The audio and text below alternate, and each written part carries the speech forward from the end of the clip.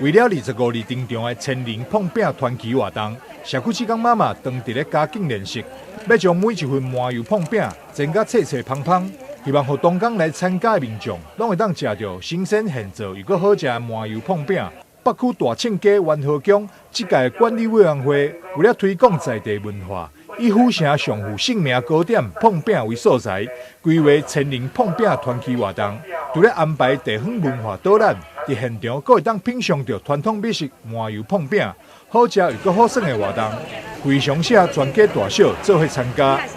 做这个碰饼吼，咱嘛甲咱大庆街元和宫的这个事业识别符号吼印伫顶悬。咱希望伫这个3月，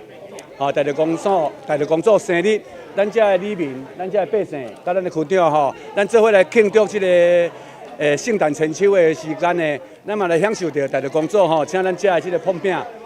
咱嘛伫这边有请到咱的北华里所有的遮里民的职工，结合着里办公室、甲发展协会，因替咱来制作这个煎碰饼的这个活动。咱会有一个期待，有一个画面啦，希望伫3月15的时阵，天气足好，咱所有的这个户民，咱这个信徒，食到台中公所上自然的好食的碰饼，来做伙来甲台中公所祝寿，嘛希望讲这个活动会当伫安尼推动之下，咱去体会到咱的社区、甲咱的新民、甲咱的台南的地区的美食，像刚刚区长讲的这个。淡淡的甜味，咱去行一寡咱伫咱这个社区内面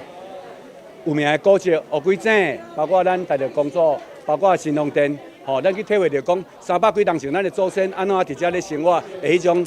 甜美的滋味。25、26两天，总共规划9场导览解说，导览地点为元和宫、白龙庵、乌龟井、新隆殿、定山城隍庙、小北门遗址。大庆街，最后阁转来到元和宫。另外，伫活动期间，民众只要用脸书伫现场拍卡，就会当免费送一个碰饼，不用欢迎市民大众踊跃来佚佗。